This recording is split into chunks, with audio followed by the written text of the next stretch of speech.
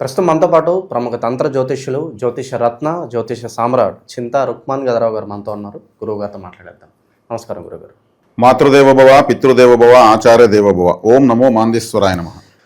గురుగారు, డిసెంబర్ మాసం 2025 విశేషంగా మనం సంవత్సరం చివరిలోకి వచ్చేసాము. మిథున రాశి వారి స్థితిగతులు ఏ విధంగా ఉండబోతున్నాయి, ఎలాంటి జాగ్రత్తలు తీసుకోవాలి ఓవరాల్ ఈ నెల అంతా కూడా? 2020 సంవత్సరం డిసెంబర్ మాసం మిథున రాశి వాళ్ళకు రాశి ఫలాలు చెప్పిన ముందు ఈ మన తెలుగు వాళ్ళందరూ కూడా ఇంగ్లీష్ సంవత్సరానికి అలవాటు పడ్డారు. ఇంగ్లీష్ సంవత్సరం ప్రకారం ఇది చివరి మాసం. మనం వారికి అనుగుణంగానే ఈ మాస ఫలితాలు చెప్తున్నాము. ఈ మాస ఫలితాలు చెప్పే ముందు ఈ రాశి యొక్క ప్రత్యేకతలు కొన్ని మనం చెప్పుకుందాం. ఈ మిథునము అంటే మైథునము. మిథునము అన్న మైథునము అన్న కలయిక అని అర్థం. ఈ రాశిలో ఒక స్త్రీ పురుషుల తలలు లేదా ఒక చిన్నపిల్ల ఇద్దరు చేతులు పట్టుకున్నట్లు ఇద్దరు ఉన్నట్టు జంటగా కనిపిస్తారు. ఇది కలయిక అని అర్థం. కలపడము అని అర్థం. కమ్యూనికేషన్ అని అర్థం. ప్రపంచం అంతా కమ్యూనికేషన్ లేకపోతే ప్రపంచం లేదు. కమ్యూనికేషన్ అనేది అంటే ఈ కమ్యూనికేషన్ అనేదాన్ని సూచించేది కాబట్టి ఇద్దరు కలయిక అన్నారు. ఇప్పుడు ఇద్దరు కలయిక వల్లే మూడో వ్యక్తి పుడుతున్నాడు. ఒకరికొకరు సహకరించుకుంటేనే ఇంకొక ప్రాజెక్ట్ ముందుకెళ్తా ఉంది. ఈ కొరియర్ సర్వీస్, ట్రావెలింగ్ అంటే మీకు డ్రైవర్స్, కమ్యూనికేటర్స్, వీళ్ళంతా కొరియర్ బాయ్స్. మన హోటల్లో మనకు భోజనం పెట్టేటువంటి వ్యక్తి కూడా మన కమ్యూనికేటరే. అంటే ప్రతి ఒక్కటి ఈ కమ్యూనికేషన్ సహకారం లేకపోతే ప్రపంచం లేదు, ఏమీ తయారు కాదు. ప్రయత్నము, సహకరించాలంటే ప్రయత్నించాలి కదా. ప్రయత్నము అనే స్థానం ఇదే. మనం వివాహం చేసుకోవాలన్నా ప్రయత్నించాలి, చదువుకోవాలన్నా ప్రయత్నించాలి, బస్ స్టాండ్కి వెళ్ళినా ప్రయత్నించాలి. ఇది కమ్యూనికేషన్. ఈ ప్రయత్నం అనేది కమ్యూనికేషన్. కాబట్టి ఈ రాశి లేకుండా ప్రపంచంలో ఏది జరగదు. ఎవరు ప్రయత్నించాలి కూడా ఏమీ తయారు కాదు. వస్తు మార్పిడి, ఒకప్పుడు వస్తు మార్పిడి విధానం ఉండేది. నాకు కావాల్సిన వస్తు నీది ఉంటే నీకు కావాల్సిన వస్తు అది ఉండేది, మార్చుకుందాం. ఈ వస్తు మార్పిడి కమ్యూనికేషన్. తర్వాత ధైర్య, వీర్య, విజయస్థానం అంటే ఇక్కడ పరాక్రమ స్థానం అంటారు దీన్ని. ఒక స్త్రీ ఒక అబ్బాయికి అమ్మాయికి వివాహ పొందాలు చూస్తూ ఉంటే ఆ అబ్బాయి జాతకంలో వీర్యస్థానం బలంగా ఉంటేనే సక్సెస్, లేదంటే ఎవరు పిల్లలు పుట్టరు. మూడో స్థానం కుజుడు, వీళ్ళిద్దరు బాగుండాలి. కుజుడు రక్తానికి అధిపతి, పరాక్రమానికి అధిపతి. మూడో స్థానము ఇతనికి ఇంకా అది బలహీనంగా ఉండే అబ్బాయి బాగుండాలి తెల్లగంటే ఏం చేస్తాం? వీర్య బలం లేదు అతనికి. లేనప్పుడు పెళ్లి చేసి ఏం చేస్తాం? డిసప్పాయింట్ అవుతారు. ఇది మనము కొంచెం విడమరి చెప్పడం వల్ల విజ్ఞానం అర్థమవుతుంది. ఇది వీర్యస్థానము అంటే శక్తి. కాబట్టి ఈ రాశి ఎంత ఇంపార్టెంట్ అనేది ఇప్పటికే అర్థమవుతుంది మనం వింటున్న వాళ్ళకు. అందుకే ఇక్కడ పార్వతీ పరమేశ్వర స్థానం కూడా అంటారు. ఆరుద్ర నక్షత్రం ఇక్కడే ఉంది. శివుడు అంటే అర్ధనారీశ్వరుడు, కమ్యూనికేషన్. శివుడు అంటే పంచభూతాలు. నమశివాయ అంటే పంచభూతాలని అర్థం. కాబట్టి ఇక్కడ చాలా చాలా స్పెషల్ రాశి ఇది. ఇంక రాశి వీక్గా ఉంటే వాళ్ళకి ఏ విధంగా ఏం అర్థం కాదు, ఏమీ చేయలేరు, నా వల్ల ఏం కాదు. కాలపురుడికి మూడో స్థానం అంటే చేతులు అని అర్థం. ఏమీ చేయలేరు వాళ్ళు. చేత కాదు అంటారు కదా. కాలు కాదని ఎందుకు అంటారు, చేత కాదని ఎందుకు అంటారు? ఇవి చేతులు కాబట్టి, మూడో స్థానం కాబట్టి రాయాలన్నా సంపాదించాలన్నా చేతి నిండా, కనీసం పెళ్ళినప్పుడు సరైన మంగళసూత్రం కట్టాలని కూడా చేతిలో ఉండాలి. కాబట్టి అందుకే దీన్ని పరాక్రమ స్థానం ఉన్నారు. ఒక ఆయుధం పట్టాలంటే కూడా చేతులే కావాల్సింది. ఒక సంగీతం వాయించాలంటే కూడా చేతులే కావాల్సింది. ఏదైనా ఒక సంగీతం మీరు వినిపిస్తే అది ఇంకొకరు వినిపించాలంటే అది కమ్యూనికేట్ అవుతుంది. కాబట్టి ఇక్కడ సాక్షాత్తు ఆది దేవతలైనటువంటి పార్వతీ పరమేశ్వర రాశిగా ఇది ఉంది. రుద్రుడు ఆది దేవతల వల్ల, ఆది దంపతులు. ఆరుద్ర నక్షత్రం ఇక్కడ ఉంది. ఆరుద్ర నక్షత్రంలో శివారాధన ఇంకా కాని పని అంటూ లేదంటారు. అది రాహుది ఆ నక్షత్రం. కాబట్టి రాహు అంటేనే కమ్యూనికేషన్, విదేశాలు. రాహు అంటేనే A to Z శాటిలైట్స్ కానీ A to Z కమ్యూనికేషనే కదా. కాబట్టి ఇలా చెప్తా పోతే ఈ రాశి గురించి ఇంక రేపు తెల్లవారి వరకు నేను చెప్తా కావాలంటే అంత పవర్ఫుల్ రాశి మిథున రాశి. 5 కలయిక లేని ఏమీ జరగదు. ఒక పక్షులైనా 2 పక్షులు కలవకపోతే దానికి ఇంకో పక్షి జాతి రాదు. ఉత్పత్తి పునరుత్పత్తి. అందుకు సాక్షాత్ పార్వతీ పరమేశ్వరులు దాన్ని ఆక్రమించారు. లింగోద్భవ సమయం అంటే అర్ధరాత్రి, అంటే పగలకి రాత్రికి మధ్య సమయం అర్ధరాత్రి. లింగోద్భవం పరమేశ్వరుడు ఉద్భవించాడు. ఇట్లా చెప్తే ఎంత శక్తి ఉందంటే అంత శక్తి ఉంది ఈ రాశిలో. కాబట్టి ఈ రాశి వీళ్ళు పొగడ్తలు బాగా ఇష్టం. అందుకే బోలా శంకరుడు అంటారు శివుని కూడా. ఆయన ఓను పొగడతారు, పూజలు చేస్తారు, ఆయన అన్నీ ఇచ్చేస్తాడు. ఈ రాశి కూడా అంతే, పొగిడితే ఏమని అన్నీ ఇచ్చేస్తారు.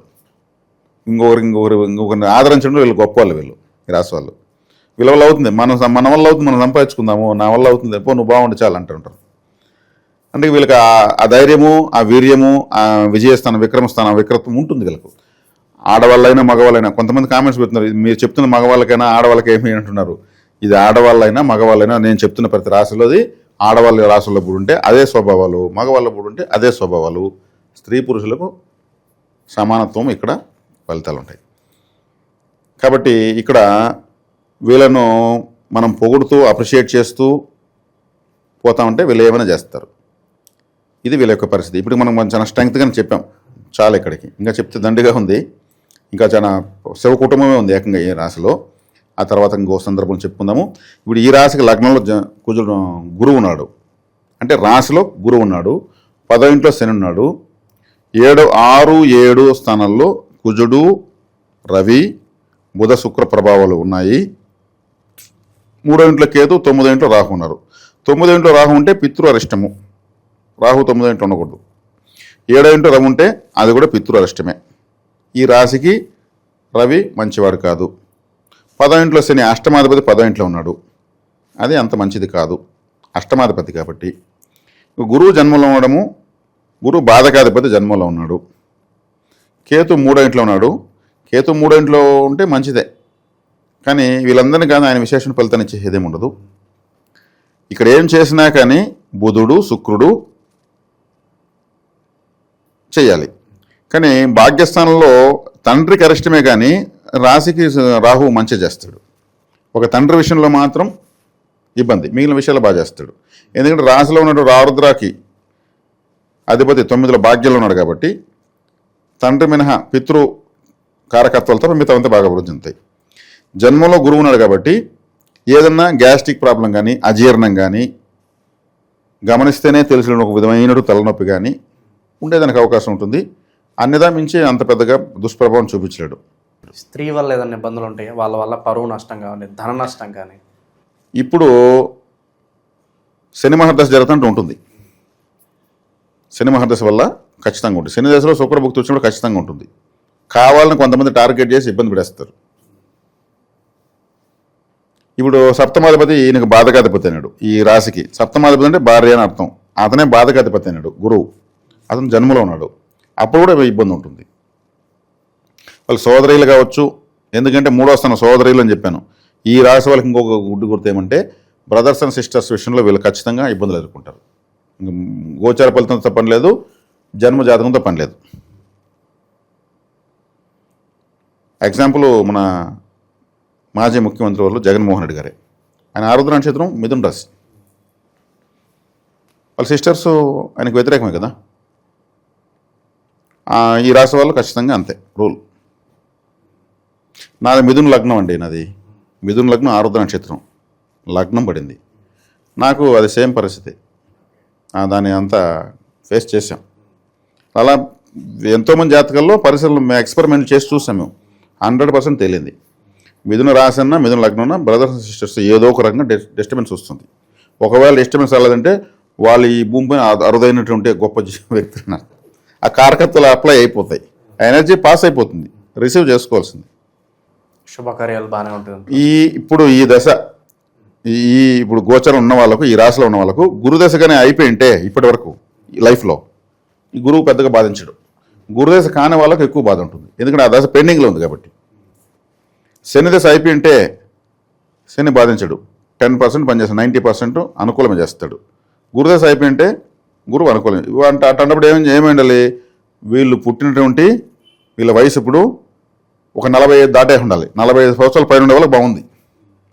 ఎందుకంటే గురుదశ 16 సంవత్సరాలు, శని దశ 19 సంవత్సరాలు, 30 సంవత్సరాలు అయిపోతున్నారు 2 దశలకే. 45 అంటే అప్పుడు ఆ 2 దశలు అయిపోయింటాయి, వాళ్ళకి బాగుంటుంది. మిగిలిన 45 లోపల ఉన్న వాళ్ళకు తీవ్రత ఎక్కువ ఉంటుంది.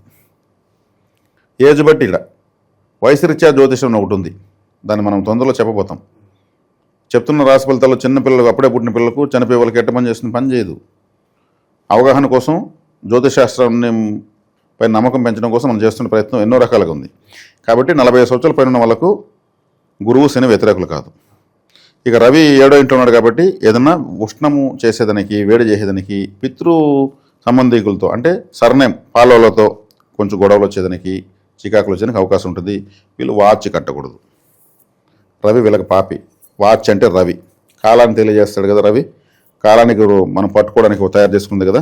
డిజిటల్ వాచ్ కట్టాలి. డిజిటల్ వాచ్ అంటే నెంబర్లు పడి ఆరుతుంటాయి ఇట్లా, అది రాహు. నాది మిథున లగ్నం అండి, నేను డిజిటల్ వాచ్ కట్టుకున్నా. ముందున్న వాచ్లు కడితే సాఫ్ట్వేర్లు దెబ్బతింటా ఉన్నాయి, ఎగిరిపోతున్నాయి. నాది నేను ప్రాక్టికల్ చూసాను. సింహరాశి నా చిన్న అబ్బాయి, సింహరాశి మా అబ్బాయి కాబట్టి ఆడి చేతి నేను కట్టించుకున్నా. నేను డైరెక్ట్గా కట్టుకోలేదు, కలిసి రాదు. అదే వీళ్ళు వాల్ క్లాక్ శివాలయానికి కానుక ఇవ్వచ్చు, ఆలయాల్లో వాల్ క్లాక్లు పెడతా రావచ్చు, టైం కలిసి వస్తుంది. కాబట్టి ఇక్కడ వచ్చే కాడికి వీళ్ళకు బాగుందా అంటే బాగుంది, బాగాలేదంటే బాగాలేదు. గురుశనులు జన్మస్థానాన్ని 10వ స్థానాన్ని డీల్ చేస్తున్నారు కాబట్టి 40 సంవత్సరాల తర్వాత ఉన్న వాళ్ళకి బాగుంటుంది. ఆ వయసు లోపల ఉన్న వాళ్ళకి ఈ దశలు అయి ఉండవు కాబట్టి దాని వీళ్ళ తీవ్రత ఎక్కువ ఉంటుంది. ఏ విషయాల్లో ఇబ్బంది ఉంటుంది అంటారు 40 కింద వాళ్ళకి? 40 కింద వాళ్ళకంటే ఇప్పుడు శని మహర్దశ జరుగుతుంది అనుకోండి, వీళ్ళ జీవితంలో అన్నీ ఆలస్యం జరుగుతుంటాయి. శనేశ్వరుడు అంటే ఆలస్య గ్రహము, ఆయన ఫలితం ఇస్తాడు, ఆయన ప్రయాణించేదాన్ని బట్టే ఇస్తాడు. ఆయన 30 డిగ్రీలు 2.5 సంవత్సరం, 24, 48 ఒక సంవత్సరం, 30 నెలలకు దాటుతాడు. 1 డిగ్రీ 1 నెలకు దాటుతాడు. ఆయన 2.5 సంవత్సరం పడుతుంది 30 డిగ్రీలు ఆయన దాటేదానికి. కాబట్టి ఆలస్యంగా ఫలితం ఇస్తాడు. వాళ్ళ వ్యక్తిగత జాతకంలో మళ్ళీ ఆయన అనుకూలంగా ఉన్నప్పుడే ఏదైనా కొంత ఫలితం ఉంటుంది, లేదంటే చాలా ఇబ్బందులు ఉంటాయి. అష్టమాధిపతి కాబట్టి అజ్ఞాతవాసము, అరణ్యవాసము అన్నీ చూపించేస్తాడు, అవమానవాసాలు అన్నీ చూపించేస్తాడు. ఆల్రెడీ ఉద్యోగం చేస్తున్న వాళ్ళు ఏదన్నా వేరే ఆఫర్ వస్తే మారాల వద్దని ఆలోచిస్తున్నారు. అలాగే నిరుద్యోగుల పరిస్థితి ఏంటంటే మారచ్చు. నిరుద్యోగులు ఇప్పుడు నేను చెప్పినట్టు శనిదశ గురుదశ జరుగుతూ ఉంటే కష్టతరంగానే ఉంటుంది. ఆ కష్టతరంగా ఉన్నా కానీ చేయక తప్పదు. చేసుకొని రావడం వల్ల వీళ్ళకు బుధ మహర్దశ, గురుదశ శనిదశ అయిపోయిన తర్వాత బుధ మహర్దశ పెడుతుంది. బుధ మహర్దశలో ఒక స్థాయికి వచ్చేస్తారు. వీళ్ళకంతా పార్ట్ 2 లైఫ్ బాగుంటుంది. మిథున లగ్నంలో మిథున రాశి వాళ్ళకంతా పార్ట్ 2 అంటే 40s తర్వాత సూపర్గా ఉంటుంది, మంచి స్థాయికి వెళ్ళిపోతారు. లైఫ్ టైం విక్టరీ కొడతారంటే మామూలు కొట్టరు వీళ్ళు, చాలా అద్భుతంగా ఉంటుంది. ఎందుకంటే ఎవరికి రానిది ఇంటెలిజెన్స్ సంపాదించేస్తారు. బాధలు పడి పడి పడి పడి పడి పడి ఇంటెలిజెన్స్ సంపాదిస్తారు, తెలివితేటలు. అది వీళ్ళు సంపాదించేటువంటి నికరమైన ఆస్తి.